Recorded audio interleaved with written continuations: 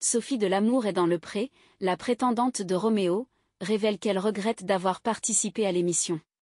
Après avoir rompu avec Roméo, Sophie a souhaité clarifier sa relation avec l'agriculteur. Lors du bilan, Karine Le Marchand a fustigé l'attitude de Roméo à l'égard de Sophie.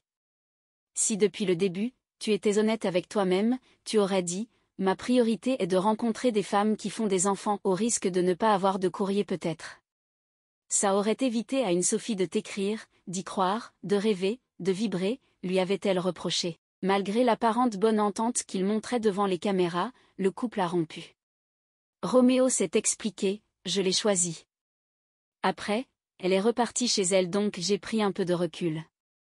Et en fait, elle pensait que j'allais l'appeler ou lui dire « tu me manques » et je n'étais pas dans cet état d'esprit, a-t-il tenté de se justifier. Elle est revenue un mois après. Quand elle est arrivée, j'étais content de la voir mais elle ne m'avait pas manqué. Après, je ne suis pas parfait, je suis très maladroit. Quand ça s'est fini avec Sophie, a-t-il ajouté, tu lui as dit qu'elle était grosse et vieille, le coup a offusqué l'animatrice. Roméo a nié avoir fait exactement ces déclarations mais a reconnu qu'il y avait une certaine maladresse dans ses propos. Sophie a expliqué sa version de leur rupture. Après une séparation temporaire lors de son séjour à la ferme, elle a remarqué que Roméo se montrait distant dans leur conversation. Après tant de jours de séparation, je ne le reconnais plus du tout, ce n'est pas le même.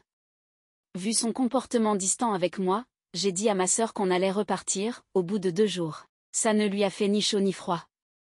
Quand je suis rentrée chez moi, je lui ai envoyé un SMS pour lui dire que c'était fini, a-t-elle déclaré. Mais Roméo a tenu à avoir le dernier mot. Il m'a téléphoné, et m'a dit qu'il n'allait pas prendre un râteau devant la France entière.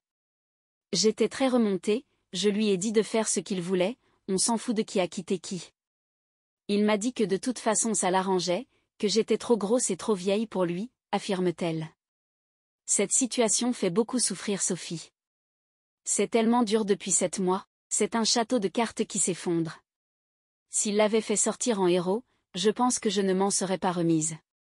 Mais Karine Le Marchand, que je remercie infiniment, m'a défendu, en lui disant que s'il avait été un peu plus honnête, il ne m'aurait pas fait souffrir, a-t-elle tenu à préciser. La production a proposé à Sophie de rencontrer Roméo lors du bilan pour aborder leurs problématiques. J'ai refusé, je pense que je n'aurais pas pu me contenir, indique-t-elle. Sophie garde un très mauvais souvenir de cette expérience. Aujourd'hui, j'ai été humiliée, je me sens salie. C'est important pour moi de dire que la relation n'a pas été consommée. Le concept de l'émission est beau, et j'aurais pu trouver une vraie histoire. Mais oui, je regrette du plus profond de mon cœur d'avoir participé, conclut-elle.